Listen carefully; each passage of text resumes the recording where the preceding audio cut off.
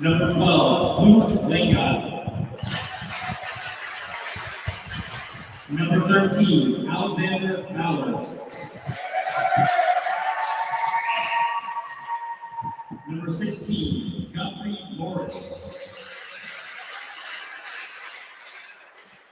Number 18, Alexander Zielinski.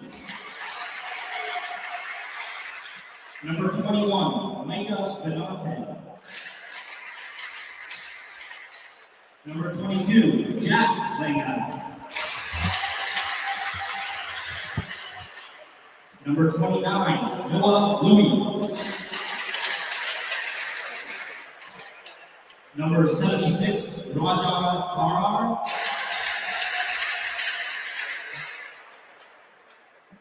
Number 87, Crosby Rogers.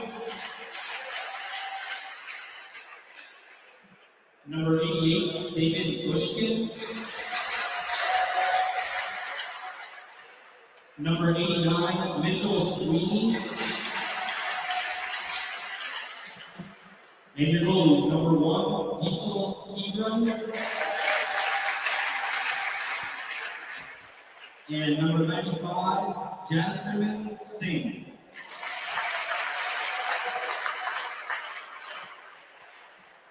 And your Tri-State Junior Americans, number 5, Ryan Comstock. Number 6, Tyson Carey. Number 8, Jackson Hammond. Number 11, Robert Gonzalez. Number 12, John Paul Dudley. Number 16, Liam Wager. Number 18, Michael Davis. Number 19, Andrew Borchers. Number 21, Ethan Locker. Number 23, Chase Pettit.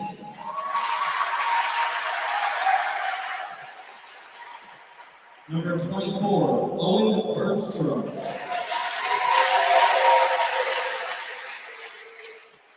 Number 26, Cooper Leonard.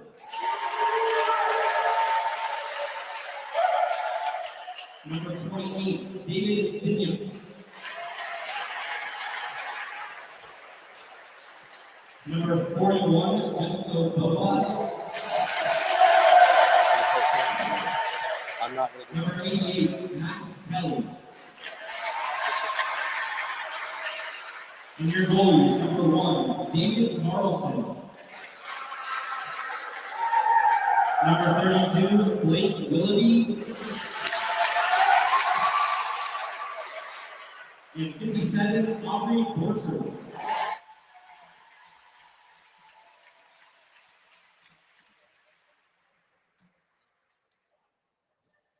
Now, if you please rise to the national anthem sung by Zakayla Jones.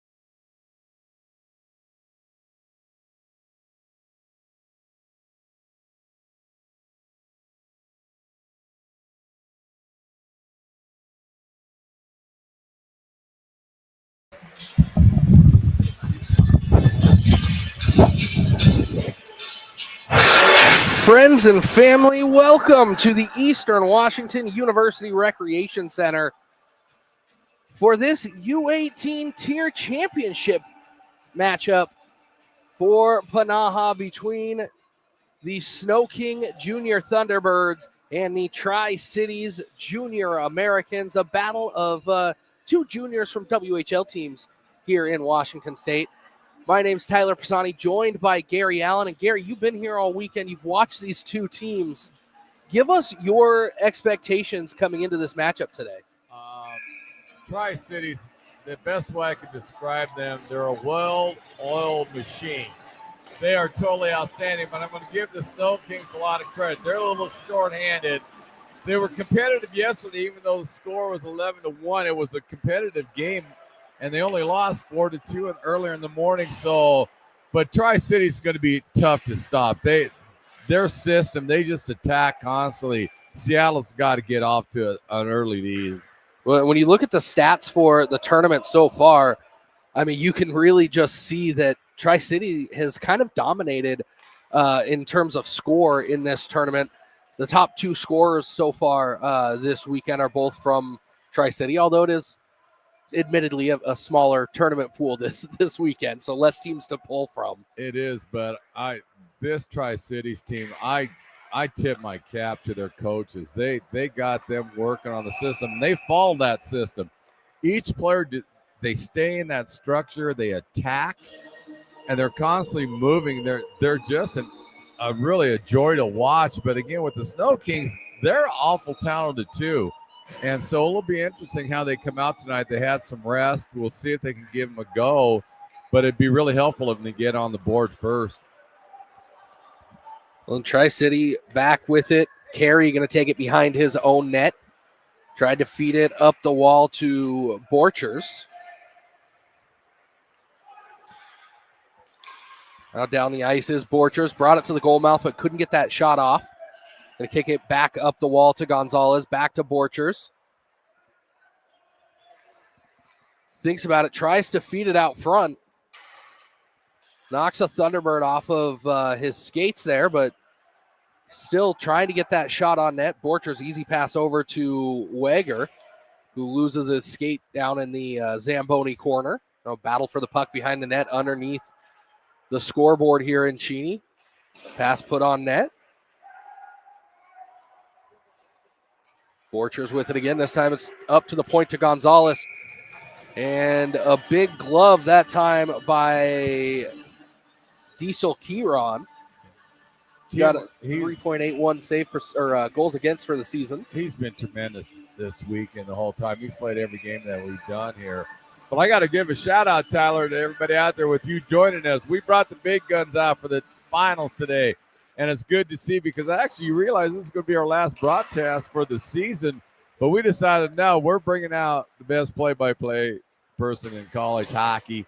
Good to have you back here, Tyler. Plus, I'm getting rummy. Yeah, I thought I was going to be done for the season after Eastern was knocked out of the Pac-8 tournament a couple of weeks ago here in Cheney, but got the call to come out and call these games for the PNAHA State tournament. I was guilt-tripping you heavily.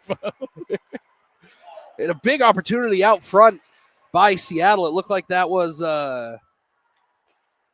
Parhar waiting out front, right in the slot, and kind of backhanded it towards the net.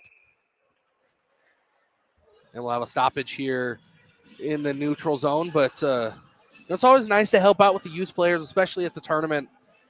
It's something that they might not get. And for a lot of these kids out here today, this could be their last competitive hockey game. Yeah, very well. So we want to make it special for them. But I know one line that Tri-Cities is aware of is Rogers, Buskin, and Parhar. They were a force for him this weekend. A couple of players tripping over each other as Sinyuk tried to walk it in. Now a shot from the top of the zone again into the glove of Kieron. I can't say enough positives about Kieron. I mean, he's been net the whole time. And he's just a wall for him. And after a while, you're going to get tired with getting that many shots, but he's tough to beat. And again, that wicked fast glove of Kieron snaps it out of the air and gives it a hug. You will see he's extremely quick with his glove hand, and he moves very well side to side. He's got great lateral movement. He's played 2 games so far this weekend, a 1.76 goals against average. Won both of the games that he started here in Cheney. So it's got to give the Junior Thunderbirds some confidence having a netminder like that back behind them, knowing that they can depend on him to stop a couple of those ones, especially from distance with his glove. Big shot from the top of the circle, kicked away by Kieran. And Leonard with a big shot from the top of the zone there. Every player for Tri-Cities have a big shot. You'll pick that up during the game. I've had the luxury of doing every one of their games, minus the first one yesterday at the Eagles. But they're a force, and keep an eye out just how well they cycle. And they go low and they go up to the top of the slot. They're constantly moving. They do not stand around. And now here come Snow King the other direction. Touched up by Bushkin. He's still got it into the corner. He's got a player out front. Bushkin tries to feed that in on the wraparound backhanded. Saved by Borchers in net.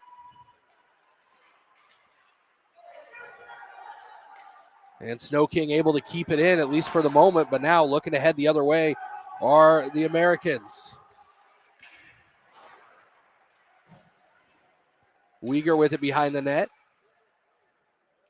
And good use of the body by Crosby Rogers there in the blue sweater. Off the wall now, pushed ahead. Comstock going to give chase. Tri-City doesn't want to take advantage of that icing. And Borchers out of her net, plays that up ahead. How beneficial has that been for Tri-City this weekend, Gary, to have a netminder that's not afraid to come out of her net like that and play the puck? Plays the puck extremely well. As a defenseman, you love it because that takes a lot of pressure off you. You know, rather than you have to go back to do that, he's going to get the puck and kick it up to you. It's a very big luxury for him. Shot through the zone, untouched, back up to the far point. Chopped in by Sweeney. Bounces behind the net for the Americans. Tri-City's in control for the moment. Not able to get it out of the zone now. Finally, back behind the defense, a 2-on-1 opportunity. Shot taken. And again, Kieran with a big save.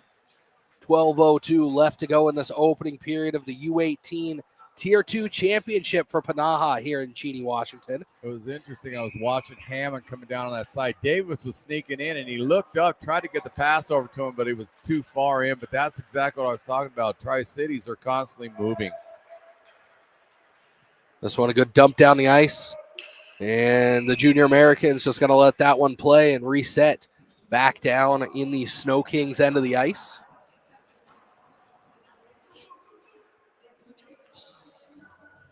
Well, I'm looking for it. I haven't seen it yet. Tri-Cities has not been behind in any of the games I've done. I want to see how they respond. That's why I think it's so crucial for Seattle to get the lead on it. I don't think they'll change their style at all, but I would like to see it because I haven't seen them behind and let's see how they do under a little bit of pressure.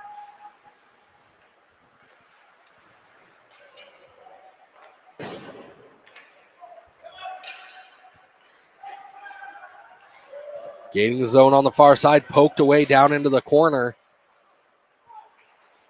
And then again, it pushes back out into the neutral zone. Leonard with it, makes a couple of players miss. Crashes towards the goal, but Kieran again, strong with that glove, covers it up, pins it to the ice for another stoppage. What's nice about him, too, he doesn't let it. They get a goal, and you can tell he just shakes it off. It doesn't bother him, and he comes right back on. But you'll also notice with Tri-Cities, their D-men, they interchange really well. They'll suck down. They'll go into the offense play, and then they have that forward that comes back out and covers their spot. They just move extremely well. This one pushed up into the neutral zone, but again, taken away by Tri-Cities. Kelly gains the blue line, thinks about it, winds up blockered away by the netminder for Snow King. Pass right back out, backhanded from the top of the blue paint. Looked like that was Max Kelly that got just enough of it. But strong net minding so far this morning, Gary. Extremely. And what I was really impressed with, and this goes to the coaching staffs on both teams, you can tell they respect each other quite a bit. And you saw it yesterday. You saw they just really have a lot of respect for each other, and they play that way. It does not get chippy. The foot race there, beat out by Carey for Tri-Cities. But Louis sends that one back in for Snow King. Touched up back in front of the Tri-City net. Near side now to Kelly. He pushes it up to Leonard. Now with some speed comes Sinyuk. He's got Leonard behind him, but he's going to take it behind the net, still in control. Overskates the puck with all that extra speed, and then Kelly has to chase it back in behind the net. Leonard with it now. He's going to send it back to Kelly. Max Kelly tries to get it out front. Couple of Tri-Cities players runs into each other. Turns into a scoring opportunity that time for Sinyuk, but he couldn't find anything past Kieran, and now another stoppage here as the puck goes the full length of the ice. And one thing about the Snow Kings, besides that Rogers, Buskin, Parhar line, Louis played a strong game for him. Bobo has had a heck of a game. And then their defenseman, I really like the Sweeney kid. He's a gamer out there, and so they have a lot of talent. They haven't been in the lead in these games. It'd be interesting if they can pop that lead early. But Rogers is another player that's outstanding. Uyghur sends it back behind the net. Comstock using his body instead of chasing the puck. Here come the Junior Thunderbirds as Bushkin knocked off of the puck as he came across the blue line. Tri-City with some speed. This one over to Borchers. Makes a move, looking to go around the net, trying to find somebody out front. One hand on the stick, feeds it to the near side point to Comstock. Looking for that tip out front was Dudley. Now over to Borchers on the far side. Borchers to his own man, slapped back up. And Comstock off the mark from the near side. One sent back in and around. Snow King struggling to get it out of their own end. They're able to, but it's only going to go as far as Owen Bergstrom, who's going to use his wheels now. Trying to take advantage of a line change and has it knocked away at just the last moment through some traffic. Back to Hammond now. He takes a shot. He tried to feed it in. Jackson Hammond, the leading scorer of this tournament. Borchers, easy touch pass. Top of the zone, back of the net.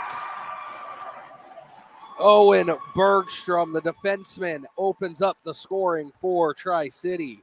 Well, he slid down, and he got an open. He kind of slid over to the top slot and unleashed it. But again, it goes back to what I said. They're a machine. We'll take a look here at the replay. You see it gets fed up to the top, a couple of steps in, and a shot right to the back of the net. One thing Tri-Cities does an excellent job, and that's their system they implement. I have not seen any team slow them down in the neutral zone, and that's when they build up their speed, and they got a ton of them on this squad. And Seattle's got to figure out how to stop it. And there's another shot by Hammond. And we had just mentioned his name, said that he was the leading scorer of the tournament. And almost on cue, Jackson Hammond able to find the back of the net. Well, Davis is the one that got it out to him. Nice job. Hammond just snuck in, and they were looking for each other. He just buried it in the top shelf. See, he brings it just to the top of the slot and buries it in the back of the net. And just like that, it's Tri-City leading by two goals in less than a minute. And this isn't boding well for the Snow Kings because they've got to stay within this game, because if not, once Tri-Cities gets rolling, the floodgates open on. And both goals, you can't fault Cameron on that. He was there. The one was tipped. The other one was just a beautiful shot. But one thing's impressive. I've been watching the Seattle coaching staff. They're constantly instructing. They don't sit there and scream or not. They have it come in. They let them know what they want to do. It's extremely well. Both coaching staffs are outstanding for these teams, but I really like how he's constantly instructing them what he wants to do. Well, in Tri-City, just all weekend has scored in bunches. I mean, they came into this game with a goal differential of plus 34, scoring 38, giving up just 4 through their 4 games over the first 2 days of this tournament. They remind me, and again, know some people won't know who I'm talking about, but Cal from the Pac-8, you know how they go when they get that goal, they score in bunches, and you have to ride out 2 minutes to slow them down. Tri-City strikes me the same way. Once they get that goal, they smell blood in the water, and they just go for it. And they're tough to stop once they're working on all cylinders. I did that reference for you because I knew you know who I was talking about. 100%. That one's going to rim around over to the far side now.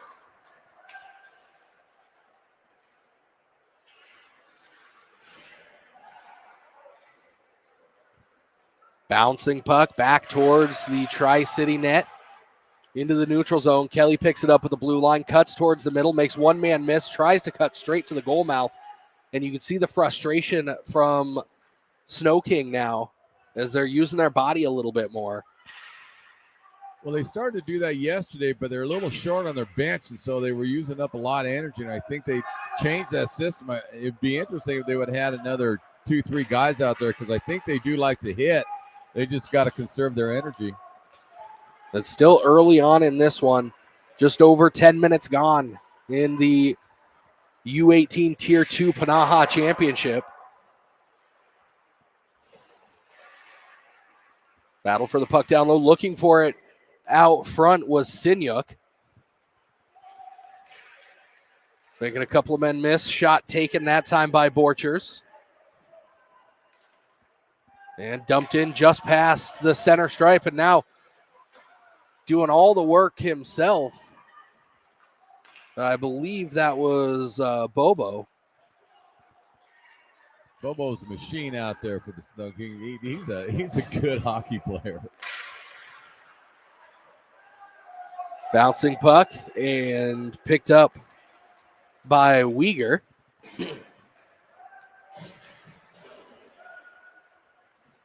But around Tri-City able to keep it in, at least for the moment, and then it gets kicked out into the neutral zone and then kicked all the way back by Lockard to his defenseman.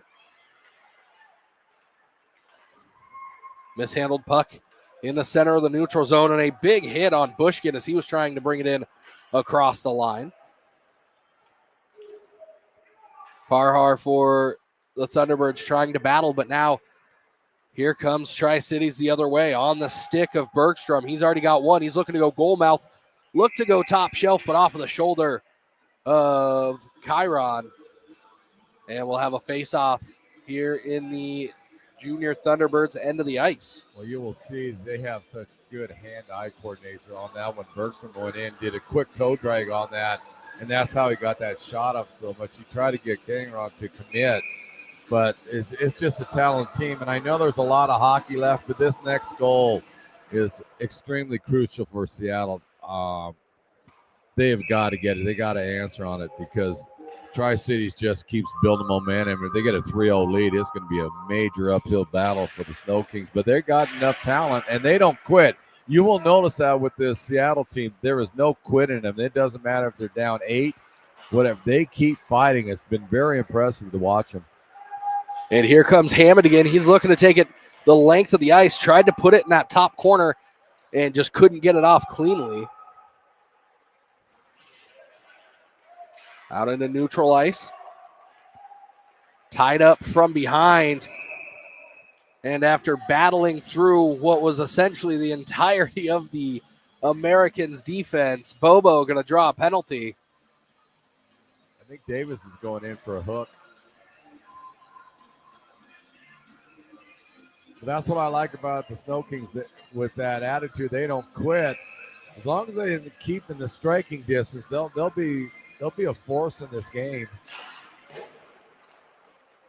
But when you get a chance, when you watch Hammond, his speed is incredible, but he has an extra gear. And once he gets a step on anybody, he just turns it on and he's gone. Well, now's a good opportunity for the Junior Thunderbirds. With that man advantage, a little mishandled puck. Sweeney going to have to take it back towards his own end, reset in the neutral zone. So I'm pushed ahead, and that'll be an icing. See, that's the main thing for the Snow Kings. If they can keep this, it either get a goal since they have the man advantage, which would be huge for them, but finish this period only down by 2, then they can make adjustments. And Seattle's coaching staff does a nice job of in-game adjustments. They're still in it, but this next goal is huge. Chance right out front, bouncing puck, top of the crease. That one pushed behind the netminder and then behind the goal. The Brochers, she's tough. She's hard to beat. She's an outstanding netminder. So on top of the zone, pass near side now. And a save by Aubrey Borchers.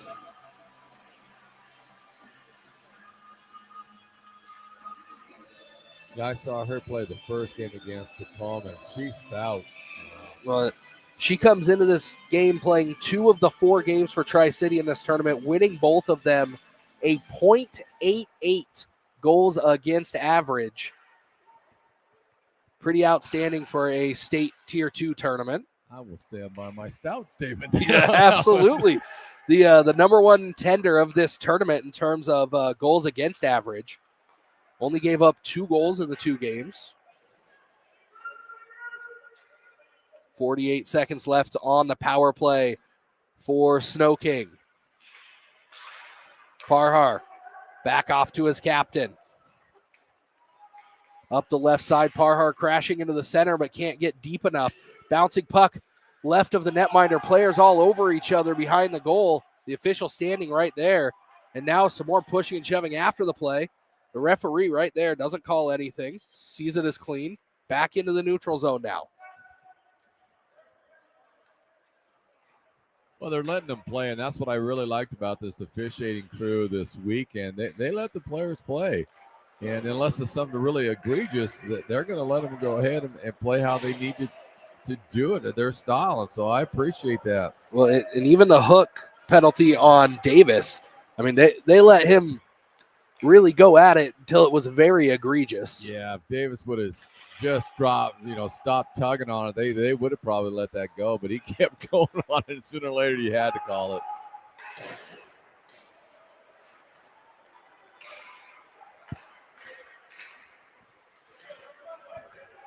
Two minutes remaining in this opening period. It looks like the water bottle for Borchers knocked off of the net at one point. Back behind her goal. Zielinski near side. Tri-City going to look to try and build it out. Actually, rather, that was Davis. And we'll have another stoppage here. 1:42 remaining in this first period. We'll have a 2-minute break and be right back at it with the second period of action. Another player to watch for Tri-City is Mobley's number 41. She mucks it up. She'll go with anybody out there. She throws some nice elbows. She's a charger out there. It's been a joy watching her. She doesn't care who she goes against.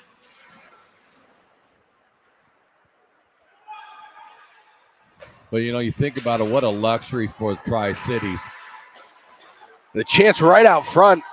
Couple of opportunities, but just can't find the net. Bouncing puck out front into the slot. Again, a shot from an odd angle. Third or fourth straight shot from a junior T-Bird that was sent in off balance. Think about what could have happened there if they were able to get one of those off, maybe squared up. Well, that's why I broke off on that. I like to pick it up. But what a luxury Tri-Cities have with 2 outstanding goaltenders.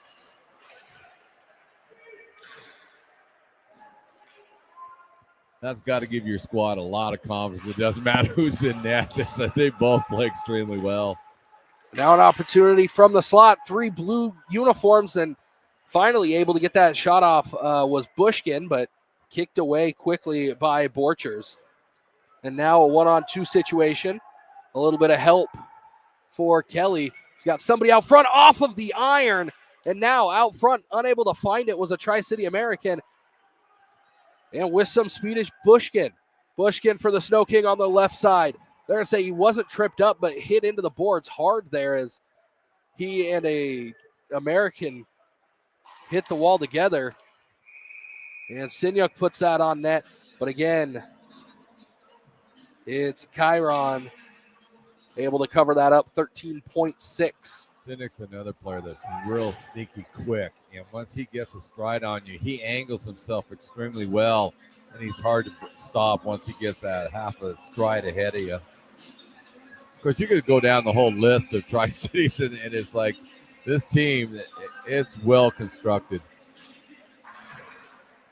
And sent back to Gonzalez. Tries to put it through traffic. Looked like that was Louis that got their body in front of it. Now back up to the far side. Point tipped straight down, but just over the mark as the period comes to a close. And with that, Tri-City leading after 2 here in Cheney after the first 17 minutes of this U18 Tier 2 PNAHA Championship in Cheney, Washington, between the number 1 seeded Tri-City Americans and the number 2 seeded Snow King Junior Thunderbirds. This is what we expect on a Sunday here for the championship game, Gary. Well, Seattle did what they needed to do, keep in striking distance after that first period.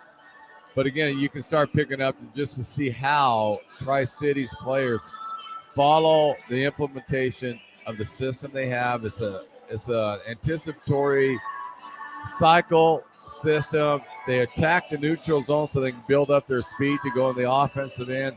They're just a very impressive club. But again, same with the Snow Kings. They've impressed me, even though some of the scores may not seem like it. They are a game team, and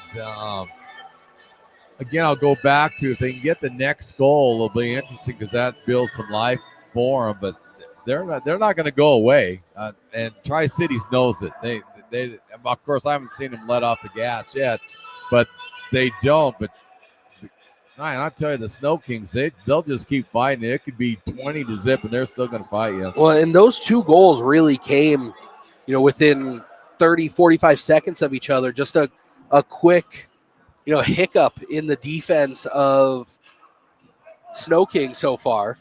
And without that 45 seconds, that minute long, I mean, this game's been fairly even. All it takes is the Junior Thunderbirds to just pop one in, completely changes the momentum. We talk about it all the time in this building with Eastern Washington. Something about the long change in this building completely changes the dynamics of these games. It does, and it'll be interesting. But they adjusted well yesterday on it. But if Seattle can get the next goal, it'll tighten things up. But it's just I keep going to it, but it's just a machine type Tri-Cities has. They're just outstanding. And just a reminder, those goals in the first period from Bergstrom and Hammond at 11:30 and 11:54. And just 11 seconds into this second period, Tri-City finds the back of the net. Bang, bang play. Win the faceoff, come down the ice, beat the netminder, blocker high. Again, nothing Cameron could have done on it. That was just, again. I believe that was Leonard that was able to find the back of the net on that one. If we jump in on a replay, and just see how they move, and they go into the slot, they're looking for each other, and they bury the puck. And we'll get a replay here at the next stoppage. But that's what makes Tri-City so effective. Everybody can shoot on this team. It's not like 1 or 2. Everybody has rockets for shots.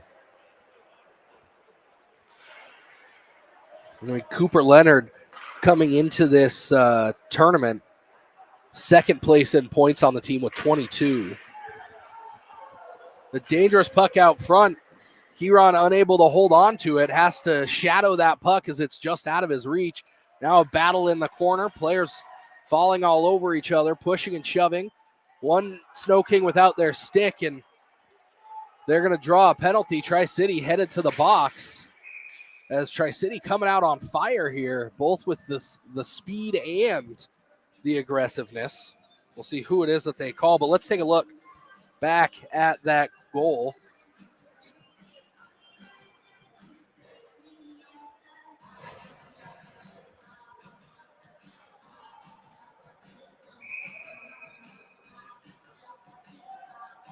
They got Brocher for a cross check on that play for Tri-Cities. But here now, it's almost to the point the Snow Kings are going to have to respond on this one because you can start seeing the momentum shifting to Tri-Cities, and they're just starting to unleash.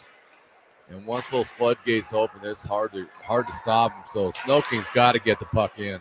Bouncing puck kicked away by Aubrey Borchers.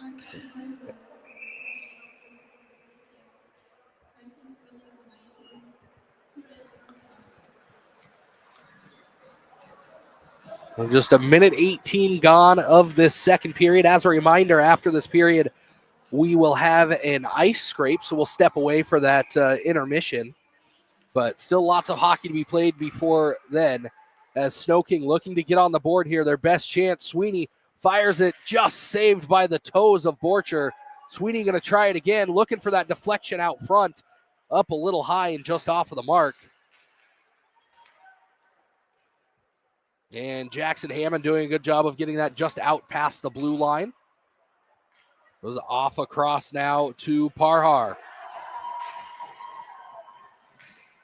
A lively crowd here at the URC this morning.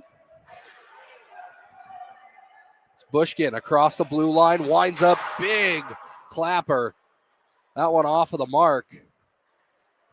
Bushkin again blockered away by Borcher. Thunderbirds doing a good job of getting the puck on the net, but now here comes Hammond, tournament's leading scorer. He's going to have to race down into the corner. They're going to say that wasn't touched up. So icing as it'll come all the way back down. It's my least favorite rule in PNAHA hockey is the automatic icing. Well, I'm going to be honest with you. I didn't know that they changed that rule. I was stunned way back on Friday when they called it. I was informed it was a rule change, but they're going to go back because it never made any sense to me. Like, why are you penalizing the team twice? I mean, so I'm glad they got smart and going to go back to the old way next year. High dump into the rafters. Bounces out across the blue line. Tri-City able to get some attacking pressure here. And again, off of the iron. But Tri-City shorthanded, not letting up. That's their style. They attack you. If they're a man down, if they're full strength, they just attack and put a lot of pressure on you. Battle for the puck out into the neutral zone. You'd hardly guess that Seattle or Snow King has an extra skater out there. As now Bergstrom tries to put that one on net. Blockered away. He scored the first goal of the contest. Right now going down as the game winner, but still lots of time left. Gets another one kicked away by Chiron. Out into neutral ice. And instead of chasing onto that one, Louis is going to head to the bench as the penalty expires. Bergstrom again on the right side. Goes all the way across, man off the bench. Near side looking for that tic-tac-toe goal. But unable to hold on to it. Bergstrom again tries to feed it to the center, but it's Kelly that knocks that one away. Or I'm sorry, Bushkin. Bergstrom again, long shift for Bergstrom. And some pushing and shoving out in front of the net. The parents here calling for a penalty, but the official standing right there. He's going to let him play. Bushkin fights for that one all the way towards the goal mouth, but can't get that shot off. And Tri-City just running through these Thunderbird players. Snow King going to have to build some toughness here in the second half of this game and be able to stand up to some of those hits from Tri. Well, this is part of their game plan. Tri-Cities, they attack you. Nice stop by Kenma.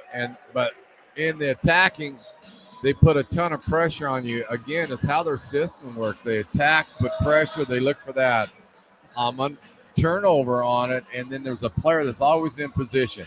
Just an outstanding system Tri-Cities has developed. They're relentless.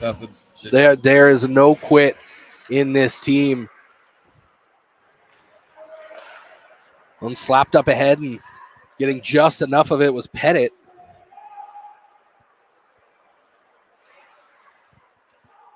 Now back to the defense of Snow King. Touched up, pushed down into the corner. It's Comstock there first for Tri-City. Dudley now pushed ahead in the neutral zone. Over to the far side. Borcher's looking for Dudley. And now a chance for numbers with Seattle if they want to skate. And just going to dump it in. It'll be touched up. First player there going to be Bobo. As it knocked off his stick, but able to get it right out front. Nobody there. A battle in the Zamboni corner. This one will squirt all the way down, and they'll call that one an icing with 11:47 left to play in this second period. If you're just joining us, goals for Tri-City from Bergstrom, Hammond, and Leonard. A couple of penalties for Borchers and Davis. Everything happening on the Tri-City side of the score sheet so far, but more than half of this game remaining. Now you see why I said they're a disciplined machine, Tri-Cities are, because they're never out of position. They know exactly where they're going to go, what they want to do, and it works for them very well. Battle for the puck down in the low corner. And somehow Bushkin able to dig that puck out. He's got a couple of players out front, decides to go to the top of the zone. Near side. Shot through traffic by Ballard, but well read by Borchers to keep her clean sheet so far. 11:19 left to play in this second period. I really like Bushkin for this. So he is just a go-getter, and he has a great shot. You know, it would be interesting when you ever got that stat, but I'd like to know what Tri-City's record is this year. I haven't seen it, but it'd be intriguing to me. And who did they lose to? Because they're just an outstanding club. Whoever they play, the other team has got to be prepared for them, and you got to close up that neutral zone. They get too much speed gunning through there. So Tri-City came into a short regular season for them, 6-1 for the Americans this season. Snow King coming in having won just one game prior to the tournament this season. You got to be kidding me. At least in PNAHA regular season. They only won one game. I can't imagine. They played, and that's just according to our stat sheet here. Well, I'm going with you on But that. see, their win came against Hollyborn U18, so that wasn't actually a PNAHA game. I'm wondering if both teams aren't in that where they split it. They're in the U.S. and the Canadian league. Yeah, if anybody's out there listening and wants to help us understand what the full season looked like for these two teams, we'd appreciate that. Because there is absolutely no way watching the Snow Kings that you could tell that they only won one game. It's like, I don't know who they play then. Well, and when they played this team in the and they actually, it doesn't look like they played each other in the regular season. But they played Saturday here to a 4-2 victory for Tri-City, and then they played. They played twice yesterday. Yes. And then that second game, 11-2. Good opportunity there, just past the stick of Bobo.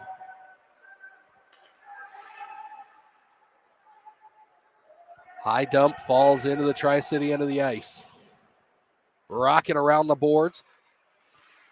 Picked up by the captain, Ballard of the Thunderbirds. Leonard now, he's got the last goal. Tried to put that one back towards the goal mouth. That one's just going to be chopped down the ice. Touched up at the top of the zone. Kept in by Tri-City. That's Bergstrom. Feeds it down the wall. Backhand between the legs pass, and there it is. Officially Tri-City winning tonight's game of 3-post. As they've now claimed it off of all three sides of the goal iron. Bergstrom with it. Down into the corner. He has it picked off. But only back up to the top of the zone. Again, Tri-City in control here. Bergstrom going to pick it up at the near side point. Trying to make one man miss. Chases the puck. Now has it in control. Has to go down the wall. Looking to do it all himself. And off kilter even. Chiron able to make that save. Bergstrom did a nice job, and that's how he got Kenron off kilter. He went forehand, backhand, forehand again on it and got him leaning one way, but again, Cameron was right there. He stuffs it.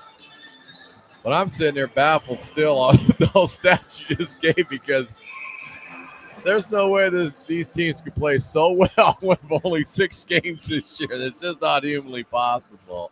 So I'm thinking they had to split. Well, and for those unaware, this league in PNAHA only had the 3 teams, Tacoma, Snow King, and Tri-City this season. And once you start getting up into that U18 tier, you start seeing a little bit of a drop-off, not necessarily from players not playing, but there's so many more options once you get above that U16 level and get into the ability for juniors and stuff like that. But these teams battling hard here all weekend, all season, really, and you can see it in the passion that they're playing without there today. Well, and that's why I was saying, which sounds weird, but 11-2 victory for Triads. Seattle was extremely competitive in that game. They just didn't get the right bounces. Not to mention the net mining of the Tri-Cities, that helped them too. But I mean, it's always helpful when you've got such quality net miners as these 2 teams do. And what a save. We talk about the lateral movement from netminders a lot, but that north to south there from Chiron kept this one 3-0. Well, see, and that's why the score last night didn't do justice. Cameron's an outstanding netminder. I mean, they didn't keep track on the scoreboard how many shots, but I bet he faced a good 50 shots last night here. And my understanding is up at the Eagles, he faced 61. A big blocker save. So he's under attack, and the guy is just outstanding. He's a tremendous netminder.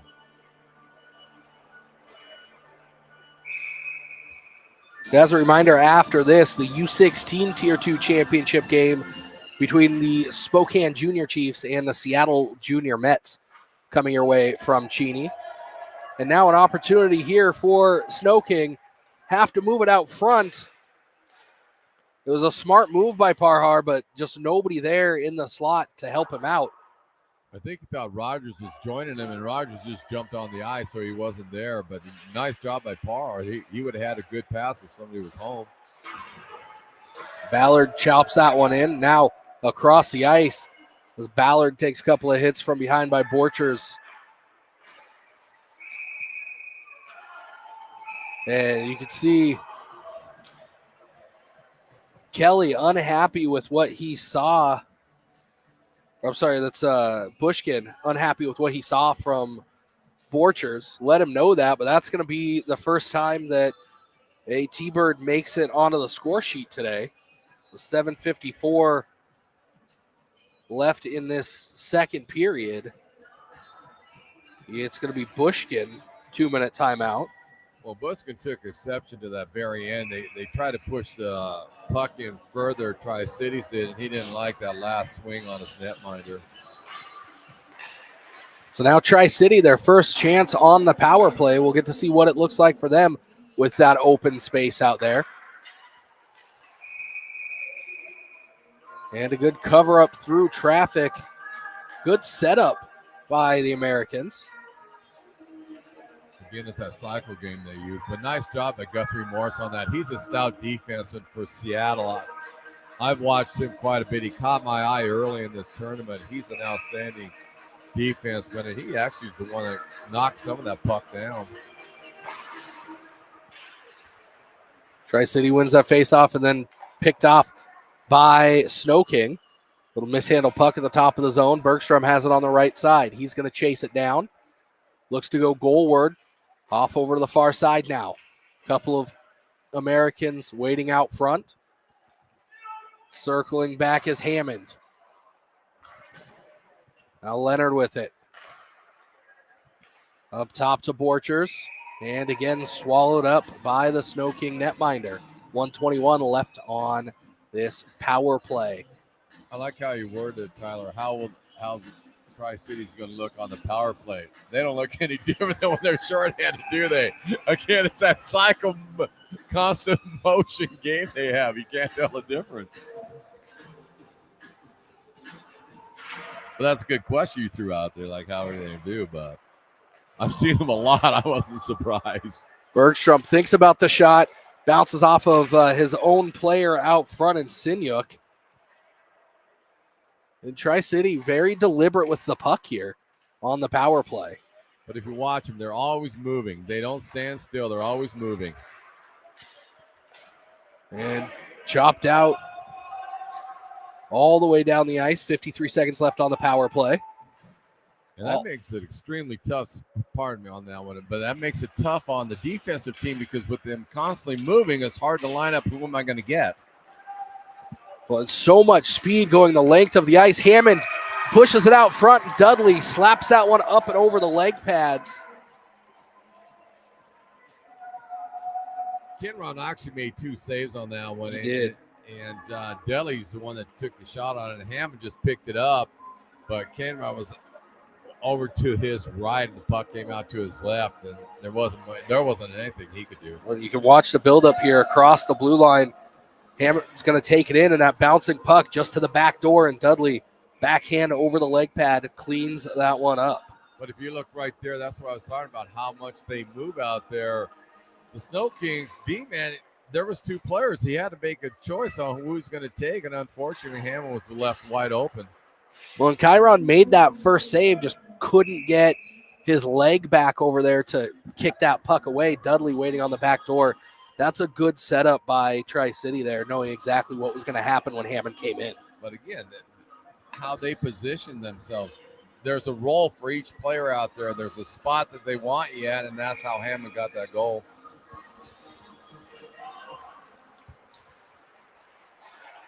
So now goals from Bergstrom, Hammond, Leonard, and Dudley. 4 goals, 4 goal scorers here in Cheney. And now here comes Dudley again. He's got a man on the left side. That's where he's going to go with it. One-timer opportunity. I think that was Borchers. That one blocked or leg padded back behind the net, poked away by Diesel Chiron. Toe drag pushed up and out to Pettit. That last play epitomized how unselfish these Tri-Cities players are. It doesn't seem to me they care about their stats. They're just going to go with who's open, and that was a perfect example of it. Mm-hmm. Oh, a turnover here. Chance for Snow King. But Parhar just couldn't get that shot off. 5:25 left in the second period. Still lots of hockey left to play here. One dumped down. And Thunderbird's looking a little lackadaisical there, giving Tri-City a chance to get back to the puck first. Now here comes Bushkin. He's going to send it down the ice. He's put into the wall. He's going to draw a penalty for a trip as Leonard going to get sent to the box with 5:01 showing on the clock. Keep making the same statement, but this is an opportunity for the Snow Kings to battle back in a little bit because they got to solve Bocher on net, and it's getting to that critical point in this game that they got to respond on one of these power plays. Well, now will be their opportunity as the second period is winding down. You don't really want to go into that third period down by 4 goals, having not found the back of the net yet. Especially when they've got that time here that they've got to go sit in the locker room and think about it. You want to at least get some of that momentum back before those kinds of breaks. Yeah, it'll start wearing on you after a while. You can become really frustrated. How are we going to beat this netminer? And it really starts playing a mind game on you. Now Bushkin with the chance here from the slot, top of the net, and just like that, David Bushkin. The first goal for Snow King, and we talked about it. Could this be a turning point for them as they found the back of the net on the power play with 4:32? And that's really Bushkin kind of making up for his own mistake. He was in the box for that last Tri-City goal.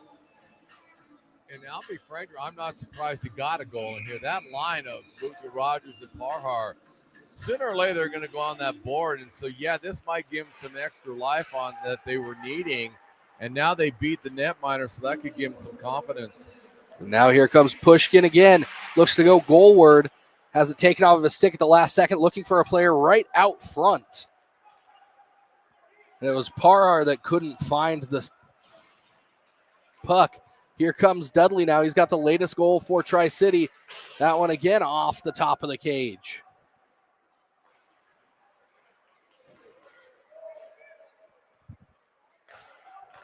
The takeaway, center ice. And Bobo just off of the side of the net. Tri-City, as I said, a little lackadaisical here in their own end. That one lifted up and too tall. That's their second turnover right at their own blue line that's led to a scoring opportunity for the Thunderbirds. I think that goal Snow Kings popped on it, gave them a little extra momentum coming in here. They got some extra energy right now going for them. They're putting a lot of pressure on Tri-Cities. And they've really got to make sure that they keep the Americans out of the back of the net for the next 3.5 minutes here, because as much momentum as you have, and as I say that right out front, Owen Bergstrom from the slot, nothing that Chiron could do there. But it's almost worse for your momentum to give up an answer like that, because you're like, there's nothing we can do here because we score, they score. But now a chance for the Snow Kings to battle back. See the replay here. It's the nonstop pressure that Tri-Cities puts on the team. And I was going to jump in on you and say, yeah, this is really crucial that they can shut it down, go in the period down only 3 goals, and Tri-Cities answers right away. It looks like another delayed call coming against Snow King here, so it's going to go from bad to worse here in just a moment. Yeah, they definitely didn't need to go in the penalty box on this one. 2:48 left to play.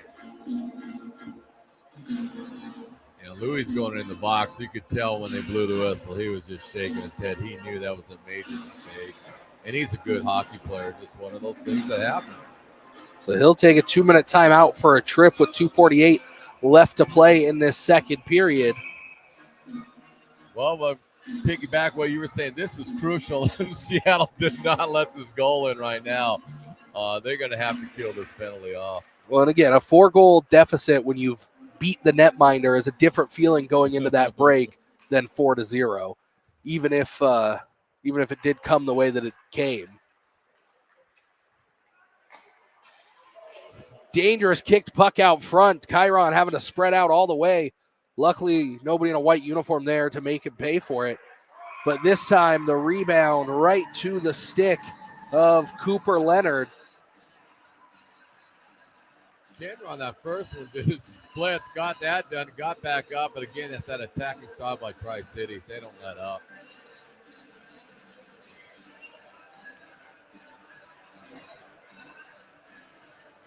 That goal took just 24 seconds here.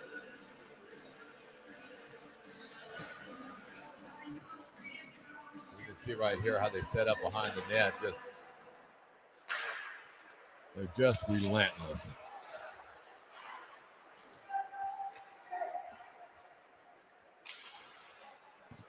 Well, and again, we talked about those redemption goals. That time it was Cooper Leonard who scored that. He was in the box on the penalty or on the power play that Seattle scored on.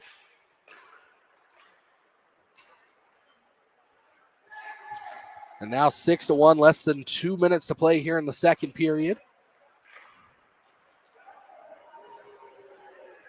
Pushed up ahead. Now knocked down from behind was Parhar. He's a little slow to get up.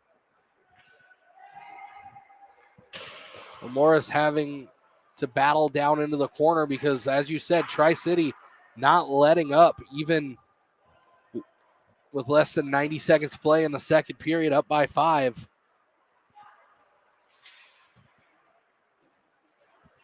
Sinyuk battles for it.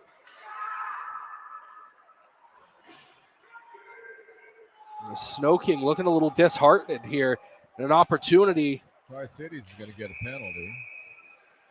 And Bobo almost had a walk-in opportunity there, but it looks like an unsportsman-like. You don't see those delayed very often. That's Leonard's going in the box. He's all over the score sheet. But you know what's interesting about Tri-Cities is I don't think they know any other style than attack. I don't think if you It try is to go, tell go, them go. to, okay, let's slow up, they don't know how to play that style. They just keep going. So it's like it doesn't matter what the score is. So it looks like rough assessed for Borchers.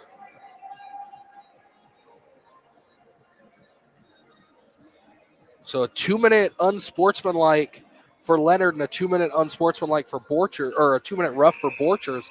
I don't know if these are both maybe Leonard's penalties, and he took. Possibly. They gave him an extra.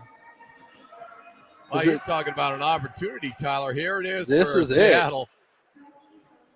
And this is a heck of a way to build momentum, but only a minute left in this period. Although there's a lot of hockey left, this is an uphill battle for them. They don't get on the board being 2 men up on them. I think, honestly, to be frank, Seattle's got to score on this battle. They've got 51 and a half seconds here to find the back of the net, and they've got to do that here. I mean, that's a heck of a momentum builder, especially when you get to come out of that intermission and still have a man in the box. Yes. And the coaching staff's so good for the Snow Kings. They can make some adjustments. They just got to answer. Well, Tri-City doing a great job of controlling the puck off of the faceoff here. And now, finally, on the stick of a Thunderbird, 40 seconds. Ballard down low.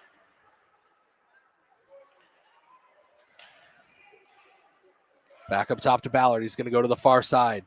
Ballard again. The captain puts it on net, wide of the mark. Bushkin has to chase it into the corner, and now Tri-City looking for some action the other way. Ballard able to keep it in. Down low to Bushkin. Bushkin has that knocked off of his stick at just the last second. Still loose out front, and Snow King slaps that one in as there was nothing Borchers was going to be able to do there. Spread out on the splits on the near post as it squirted to the back door, and there it was. Marhart picked it up. He got the goal, but that was Hammond. He kept hacking to get the puck loose from Rocher and to finally squirt it out. And Barham just a perfect spot right there, Barry. But this is a great response by Seattle. There's still 15 seconds left. That'd be interesting if they could pop another quick goal in on this. Puck tied up at the official's feet. Pushed ahead. Parhar going to give chase again. 7 seconds left. Tri-City is going to try and clear it down the ice. And they're going to look for one more attacking opportunity here with 3 seconds left, and that's going to do it for the second period of action. Team's going to head to the locker room. We're going to take a quick break before we bring you the exciting conclusion of the PNAHA U18 Tier 2 Championship here between the Snow King Junior Thunderbirds and the Tri-City Junior Americans. Tri-City leading 6-2. We'll step away and we'll be right back.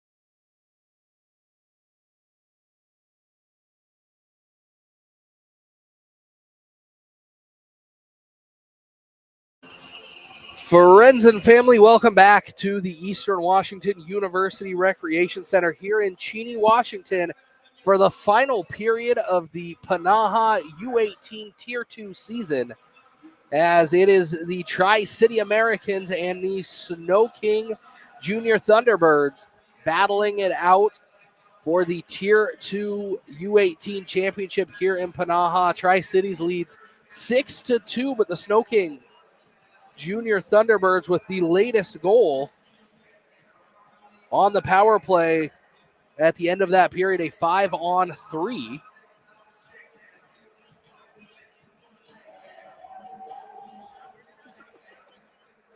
You're all over. I am all over the place here, trying to keep track of stats. But goals scored from the Tri-City Americans: Bergstrom, Hammond, Leonard, Dudley, Bergstrom, and Leonard again.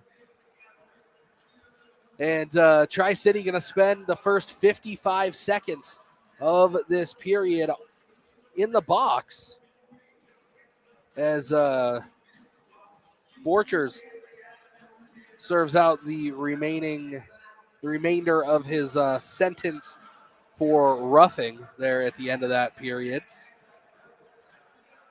T-Bird's been knocking on the door in the last 4 or 5 minutes of that second period, and they're going to have to keep that energy for the final 17 minutes of this game. Well, Tyler, I know there's still 17 minutes left in the game, but I think right now, if Seattle's going to stay and have any kind of shot, they got to score now on this power play. I think it's going to be too big a hill to climb if they don't get on the board. Again, that's nothing against Seattle, but just the way Tri-City's played, I think they have to answer now. Well, Tri-City wins that opening face-off, sends it back around, and that'll be an icing with 49 seconds left on the power play. Just 6 seconds gone in this period. But again, when we talked about it, it's interesting, even with Tri-Cities being a man down, how they keep attacking. They don't care. They just have There one is way no to play. quit in this team from the Tri-Cities. Snow King puts that one on net, turned away again by Aubrey Borchers.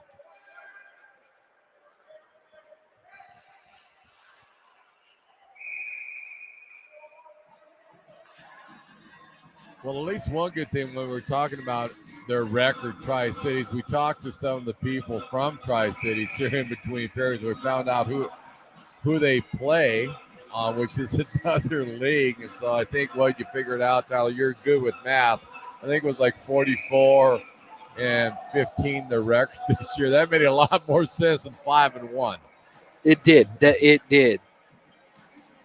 So Tri-Cities has played 19 games in the N-Wall this season. 19 games, 12 wins, 3 losses, 4 ties.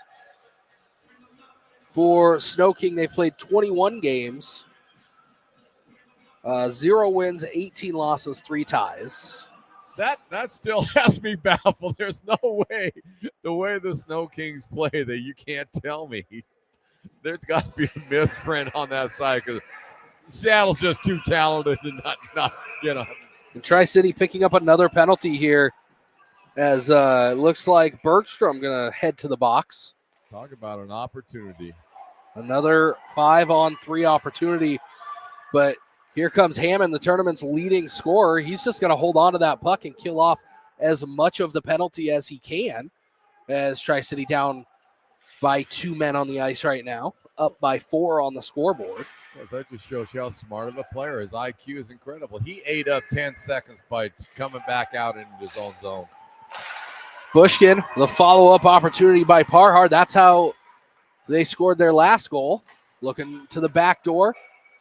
And from an odd angle, what a shot. Clangs off of the iron and in, and just like that for the second time in a row, a 5-on-3 goal by Seattle, and that was David Bushkin. Again, Bush gets the second goal, but what he did a nice job on, he actually used the Tri-Cities defense, but as a strain on Borcher, and she couldn't even see it. There's no way she could have picked it up, so that's not on her. But here we go.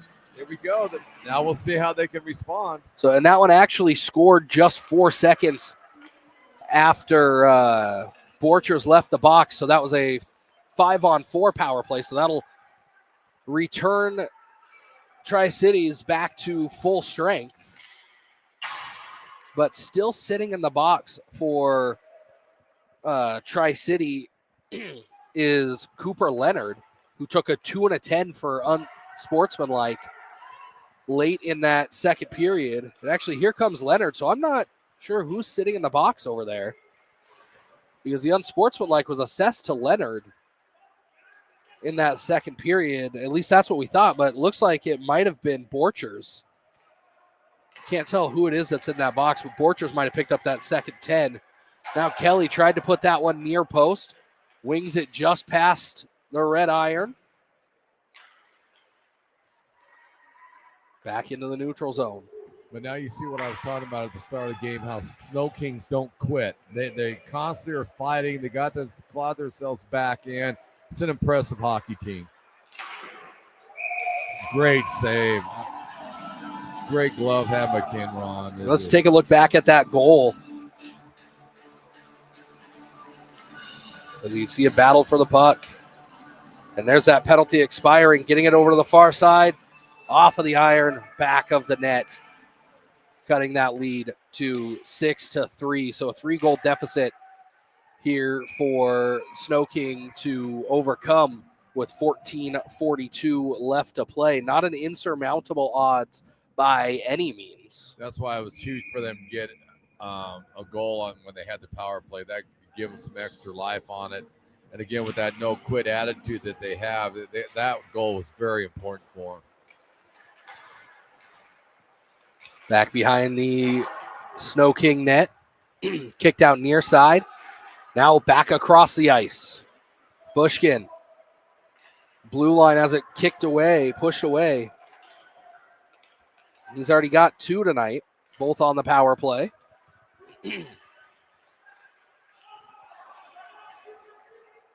Now across the blue line. Bushkin waiting for it in the center. That one high and off of the glass behind the cage. Bushkin going to get there. He's going to leave it off for Sweeney, who tries to put it back towards the goal mouth. Now battle for it behind the puck, or behind the net rather, as it's pushed back up to the top of the zone.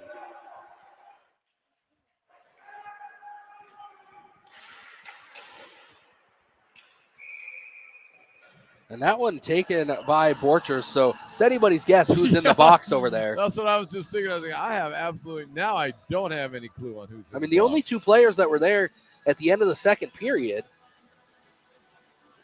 were Borchers and Leonard, who had taken those penalties, an unsportsmanlike and a roughing.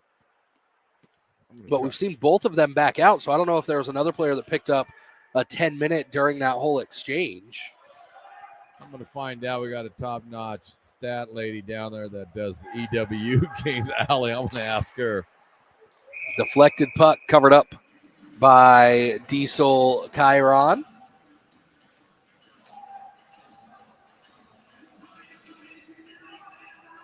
As a reminder, coming up at 11:30, wherever you're watching this game on this same sheet of ice, it's the U16 Tier 2 championship game as the Spokane Junior Chiefs will battle the Seattle Mets. Shot taken and into the glove of Aubrey Borchers in net. Those 2 teams will do battle at 11:30 here.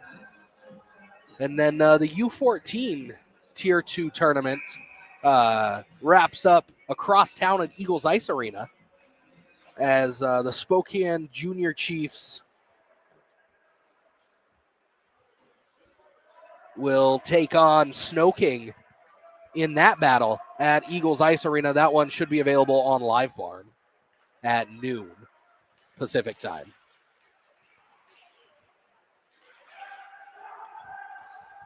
So we've got clarification from our stat gal Allie in the box. That's Owen Bergstrom, who's got 2 goals tonight. He got a 2 and a 10 for unsportsmanlike. Well, at least we solved the mystery on who was sitting in the box. So Andrew Borchers was actually in there serving his 2-minute penalty. while he served his 10.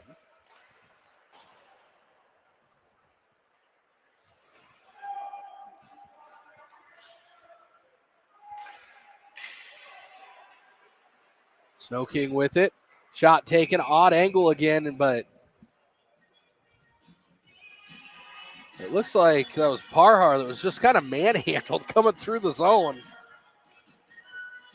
He didn't get all of it, but that was a nice attack by Parhar to try to even get in it. But again, you see Seattle, they're not stopping. They're still chugging. They're fighting hard. They're not, but here comes Tri-City hot to go on the attack. And that's going to be a slash. This one against Tri-City again, I believe. I think it's Leonard. Going to go join his buddy Bergstrom in the box. Actually, no, that's Bush, or I'm sorry, Kelly. He decided he wanted to go out and hang out and chat. He hadn't been in there yet. Well, you're talking about golden opportunities for Seattle. Here we go again. If they can pop another goal in here, then the pressure starts adding up for the Tri-Cities squad. And we talk about this with Eastern all the time. It starts with one goal. You got to build that momentum. And they are the latest goal scorers. Sweeney has that one blockered right back to him. As Tri-City trying to get that scattered puck.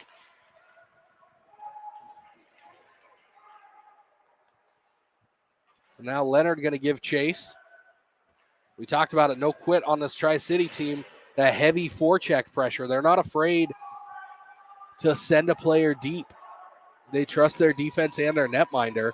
Snow King getting some fresh skates out on the ice as Leonard going to pick it up for Tri-City right at the blue line. He backhands it in and around the net.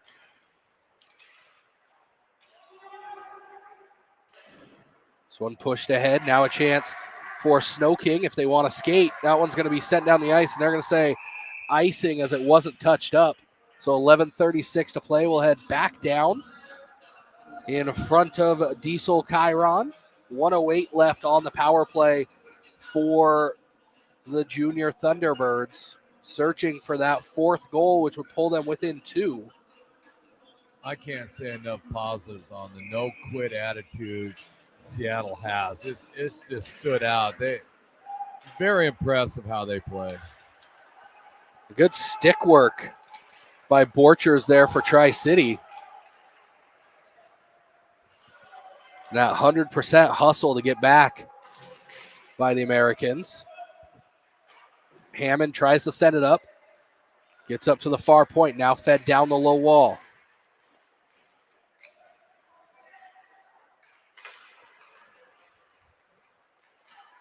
And that one backhanded down the ice.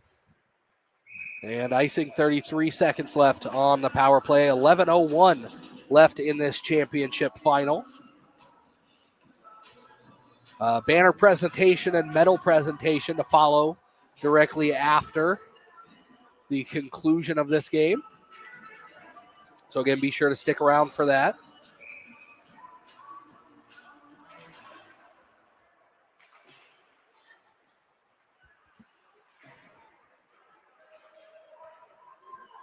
And now here come the Americans across the blue line.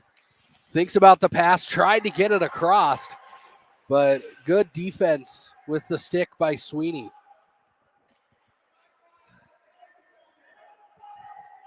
Ten seconds left on the power play. Tri-City looking to just kill that out.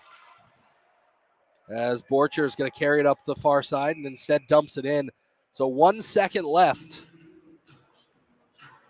on the power play. As Kelly will exit the box. Well, if they get that draw, the Snow Kings, they could get a shot off still with that 1 second. And on the flip side, if you're Tri-City, you're trying to win this faceoff and get it out into the neutral zone when your guy comes out of the box. Smart move by Sweeney to float back into the neutral zone here. Shot taken off of the faceoff and covered up quickly. But good heads-up play by Sweeney. Mitchell Sweeney has been stout defenseman here from what I've seen all weekend. Very heady. Might not be the biggest guy out there, but he's going to be in the right position just about every time. Yeah, he's been impressive. And he'll bang on you, too, so don't let his size fool you. He doesn't care. We say it just like that as he forced Kelly to the outside. Kelly looking for that wraparound after he came out of the box. Back into the neutral zone.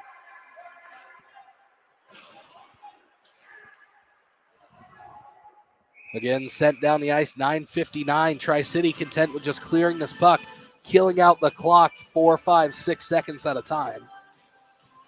Yeah, but I swear, even with Tri-Cities trying to do that, they're still looking at how we're going to break a player in and get a quick stretch pass and go for another shot. They are definitely not done peppering Chiron. The shot taken off of the face-off. Bushkin. Dangerous puck out front for try, but it's pushed towards the top of the zone. And now the Americans have speed. They lost the puck, though, so after reset, now sending it back to the defense of Snow King.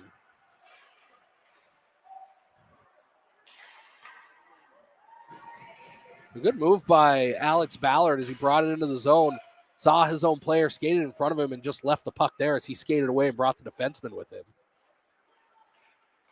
Now here's Ballard again, tries to just get it into the mixer out front, but it's pushed away before it gets there. Now a shot again from that tight angle down low along the goal line on the far side.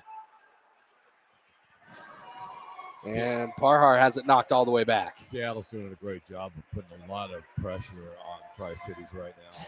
Parhar looking to take advantage of the transition. Fed it out front, but just couldn't get it back out far enough for Rogers to get a piece of it.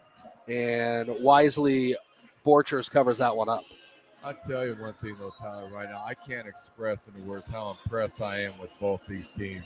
I've watched their game minus the one at Eagles. Both squads are extremely impressive hockey teams. And here comes Tri-City again. 3-on-2 opportunity. Borchers leaves it off. Sticked away last second by, I think that was Bobo on the far side. Now Borchers wrapped up. That's going to be a textbook hook. That one's going to hurt a lot for Seattle going down, because even if Tri-Cities don't score, they just knock off 2 minutes on this. And now you're talking about 6.5 left in the third. That's a tough penalty. I think that's going to be Louis for a hook. And actually, I thought Louis was trying to get a stick out of the way so he didn't get nailed on it. And unfortunately for him, he got caught. And it takes 5 seconds and a rebound for Tri-City to take advantage of that one. And that's tough because there's a quick response on that one. And you knew you just didn't want to go down on that. Here we go. Look how quick this is. This Diesel Chiron, nothing you can do there when you're on your backside like that. You're depending on your team to clear that one out, and they just weren't able to do that. So just like that, the first goal or power play goal for Tri-Cities just off of that first shift, just 5 seconds in. But it looked like Cameron made the first save, and it came out on him because he controls his rebound really well, but I think that just got away from him, and that's where it got it open. And that one is that's Cooper Leonard's third goal of the day. A little power play action in the U18 Tier 2 Championship.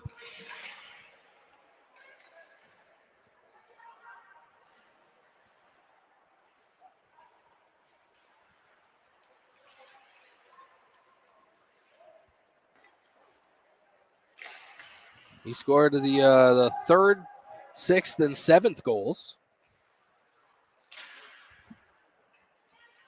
Snow King still needs to battle here. If they can pop a quick one, change those dynamics, but they are running out of time. Yeah, they're going to have to respond here pretty quick on that.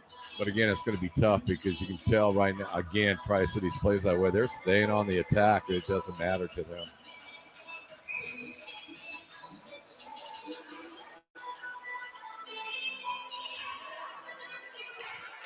High slot Shot taken, stick straight down by Chiron. But you can see Tri-City still not letting up as Hammond takes that shot, bangs it off the wall behind the cage. It's just not in their DNA to let up. I mean, that's their style of play. They stick to it from start to finish. Puck passed ahead to Davis. Davis parallel to the blue line. Backhand pass. That was Hammond, who thought he had his spot picked, but got just a bit up underneath it.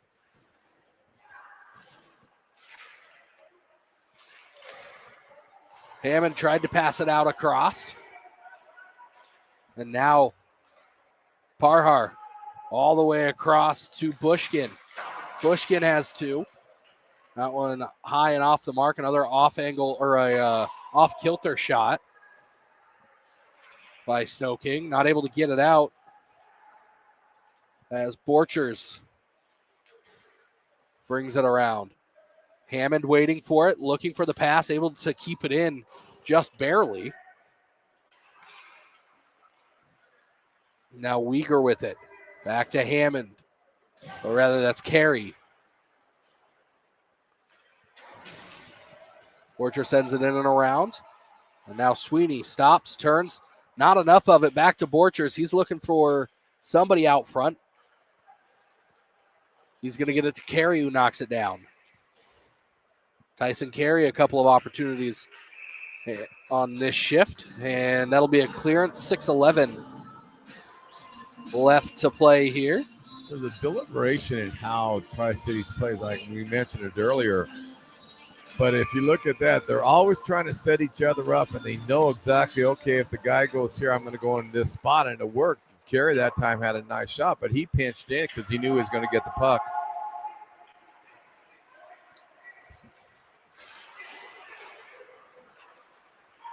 Dudley now pushes it out into the center for Borchers. He tries to take it towards the goal mouth, has it knocked off of his stick as he's cutting through the zone. They're going to say this was tipped in the neutral zone, so Tri-City has to go all the way back behind their net here and build up the 200 feet down the ice. Turnover and a shot taken by Parhar, I believe.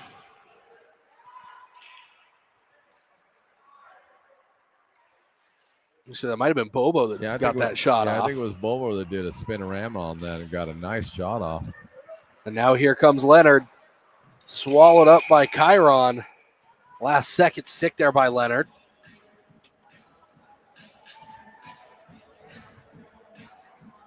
Outstanding hockey game. It's just been a joy to watch just how both teams are free-flowing out there and working their systems, and very competitive game. Gonzalez with it, sends it down and around. Awkward bounce off of the end wall. Tricks Sweeney for the moment.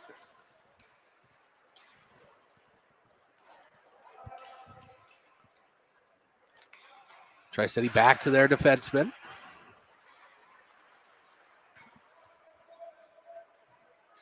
And Ballard, the captain, not giving up for Snow King. He still believes in his team out there. Less than 5 to play. And a glove save snatched out of the air by Aubrey Borchers. That's why I keep saying Seattle's not going away. And you know Tri-Cities is aware of that because they're going to continue to fight till there's no time left on the clock. And that's why I'm so impressed with them. The mentality, they're just going to keep on going for it and see what happens. Very impressive system they have.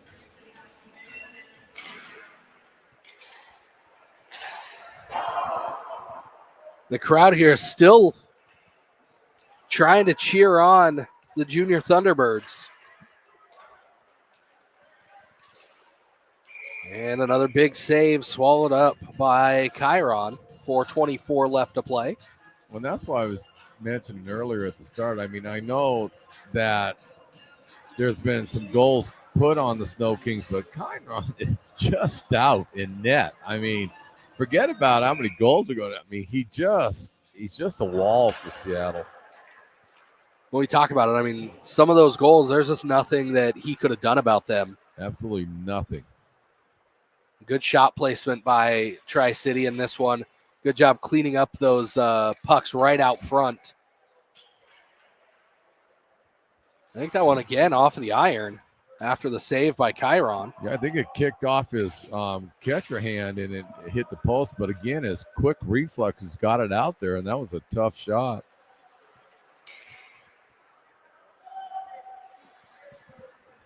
Now off of the bench. Bushkin gets towards the goal mouth, tripped up a little bit, backhanded as he was able to get that shot off. Bouncing puck out front, and Bushkin takes a stick to the midsection, and the crowd up here unhappy about that. Bushkin heading back to the box, but it doesn't look like they're going to get the call that he was looking for. But I'm wondering if it wasn't his own stick. It very well could have been. That has been known to happen, but had to battle physically through the zone that entire time. Good job getting there, getting his body in position, and actually getting that shot off. It wasn't Aubrey Bocher impressive on that one. He got snuck in behind, got a nice shot, and there she was. She just stuffed it. This one pushed ahead. They're going to say it was touched.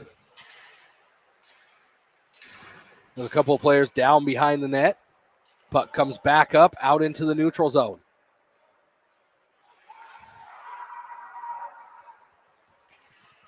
Now with some speed is Borchers. He's looking to make one more move.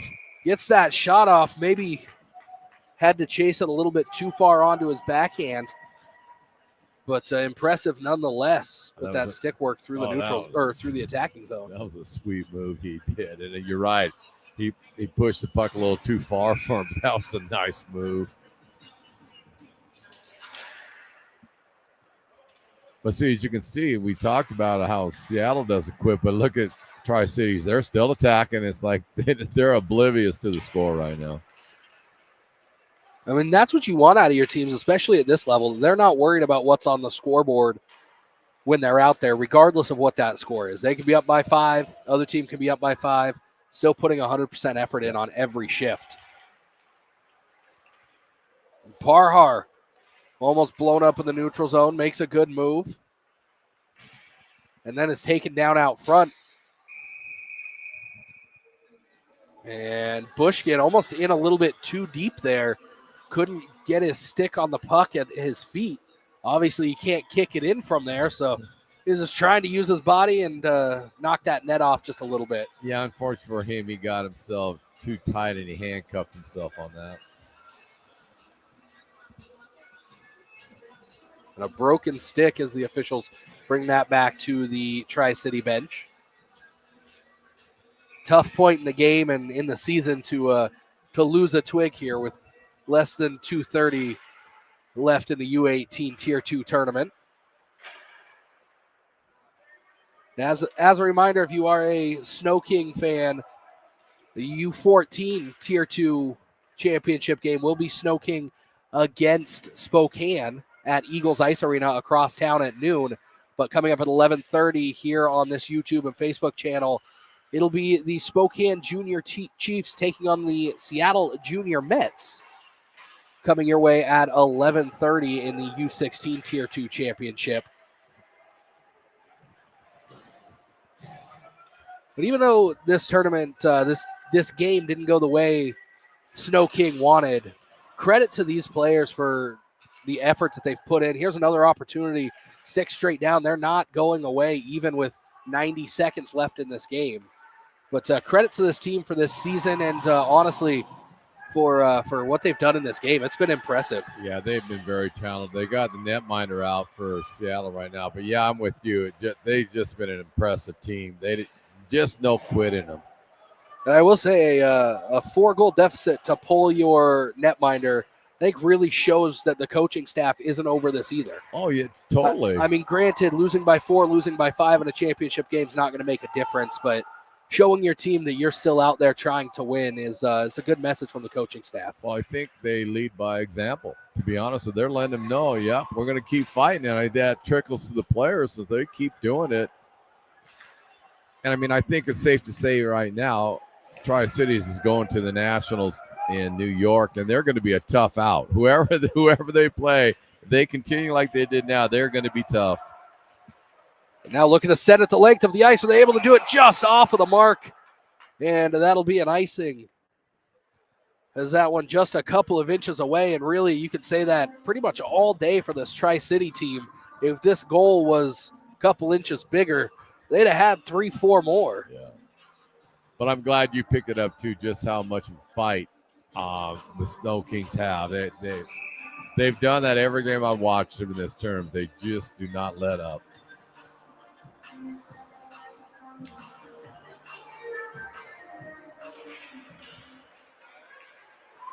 Now one more trip down the ice here for Tri-City. One hand on his stick. Hammond getting absolutely mugged. And he was looking to add to his tournament leading point total, and he almost had it, but just absolutely mugged and sent to the corner. And that's, I think, what you call a professional foul. Totally. By Ballard, the captain of Snow King. Here's a little tidbit for you, and I was going to bring it up earlier. When Seattle played Tacoma, the first two games, they hadn't lost to Tacoma at all. They came out, popped Tacoma the first game. They came out and just smothered them the second game, and that's that no-quit attitude that they have. And that was very impressive. Well, and nothing to hang their hat about in this game. I mean, the effort, the skill level, Tri-City is just a bigger, faster team, and that's what you run into at this level, both the 16 and 18U, is, players' bodies still developing, and Seattle just has what appears to be maybe a younger team at this U18 level. Possible. That was one side I didn't pick, but they're just a machine. Tri-City, they keep going to that, but that's what they are. The Americans weren't expecting that puck to head back down. Half the team hanging off, but here it is, a celebration for the Tri-City Americans. Great job by the Snow Kings. They really did. Okay, they fell 7-3 on that, but they gave Tri-Cities a heck of a battle. But, man, Tri-Cities is a very impressive hockey team. What an incredible game for these two. Congratulations to the Tri-City Amateur Hockey Association and the Tri-City Junior Americans, your 2025 PNAHA 18U Tier 2 champions. It's a tough game for some of these kids. I mean, it's potentially their last competitive game of their entire life, and they left it all out there, left it all out on the ice. Well, I do have an odd feeling with either one of these teams. If this is it for them on this team, they're going somewhere else to play. If there's that not a junior rank, I could easily see them going collegiate. I mean, there is several of these players that the president of the Booster Club has been texting our scouts to take a look at here at Eastern, because these kids may not know what the next level holds. But if they are from Washington, they want to stick around in Washington. There's a great college hockey community here, the Pac-8 Hockey Conference, Western, UW, Washington State, Eastern Washington, all with top-tier ACHA M2 programs. I'm excited to see some of these players here in the future because you know that they're coming back to the URC. Because where else are you going to get your laundry done, Gary? No kidding. And I know we're probably not supposed to say it, but a lot of these players will look good in each color. I mean, they will. It's tough to look bad in those uniforms. Well, friends, thank you so much for joining us. We're going to pass it over to the PA announcer here as they hand out the medals and trophy for the PNAHA 18U Tier 2 tournament. Gary, thanks for hanging out with me all season. I'll be back with Keegan Clark here at 11:30 for the U16 Tier 2 championship. Before we sign off, it was a joy again back here with this. This is our last game for the season on that. I'm just really glad you came out because it's a blast doing games with you. And I thank you for coming out. I appreciate that. We're going to pass it off to our PA announcer.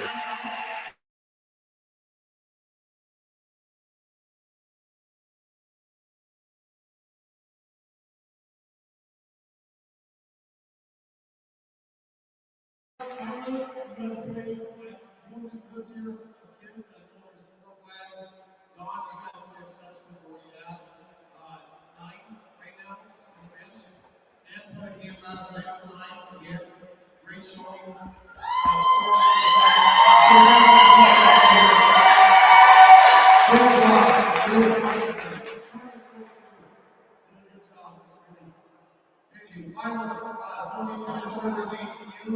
Let's bring it down to that and then we'll do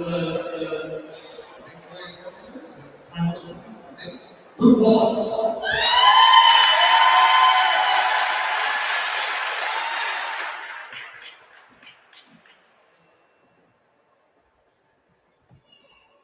I'm going to tear this one apart.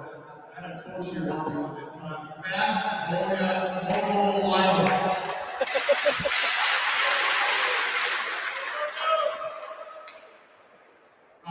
Michaela Beard.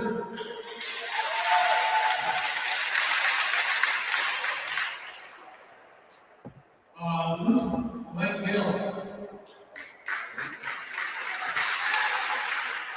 Alex Ballard.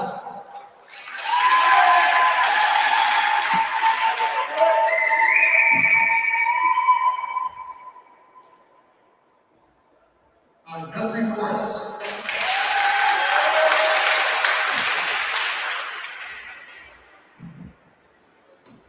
And Alice Winston.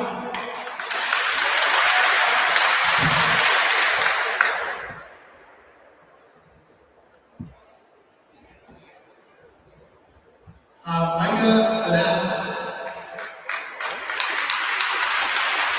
Jack Langdale. Noah Louie.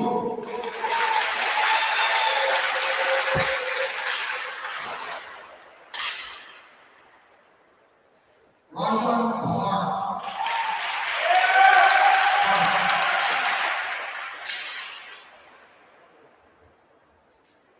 Crosby Rogers.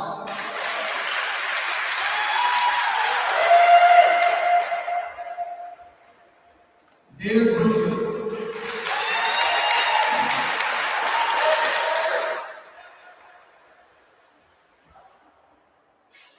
Mitchell Sweeney.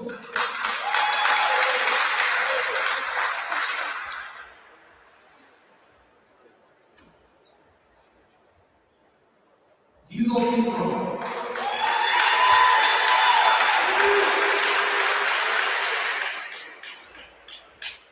Carmen Sim.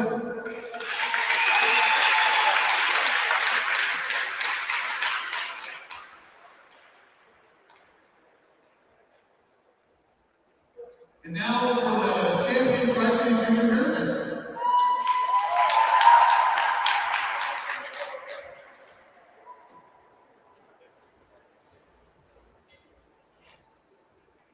Ryan Mountford.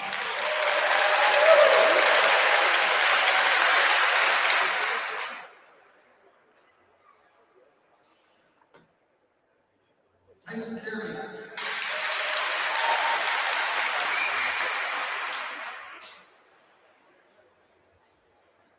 Jackson Hammond.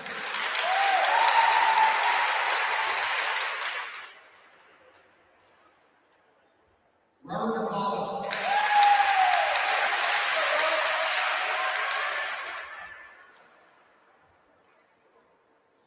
John Paul Duncan.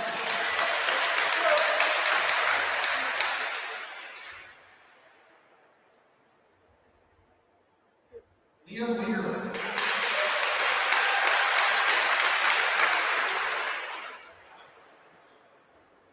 Michael Davis.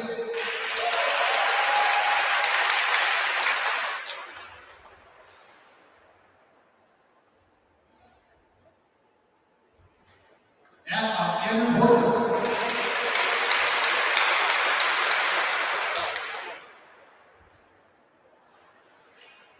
Ethan Longer.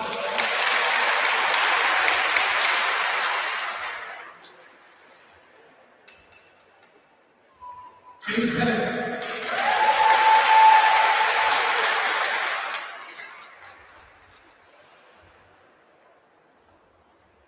Owen Bergeron.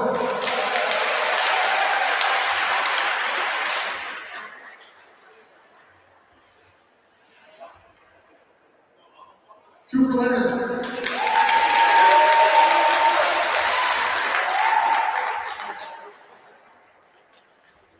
David Simeon.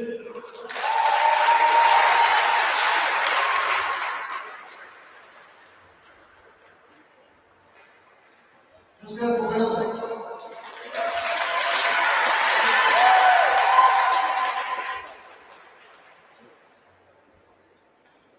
Max Kelly.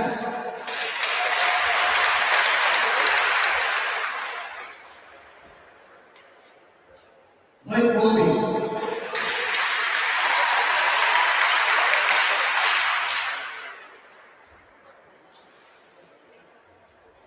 Aubrey Borges.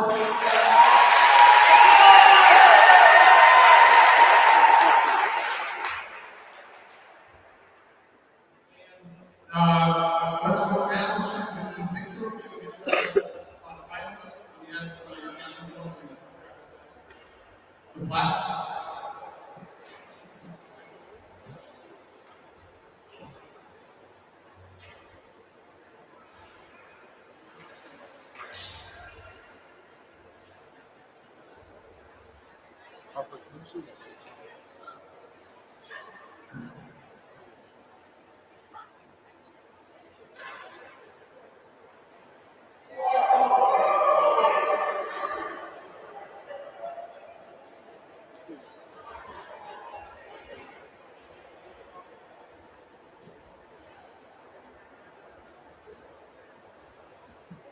And now for the champion, Tri-State Americans, can we do the candidates come up and get the students looking?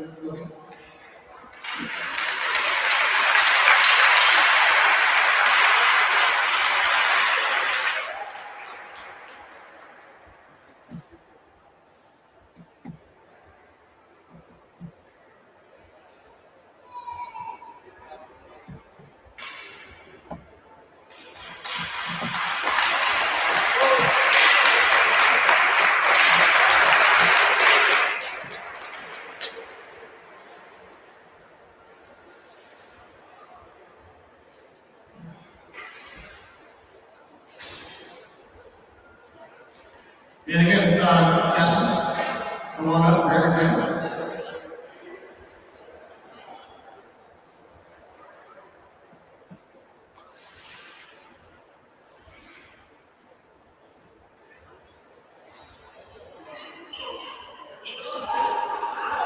Congratulations.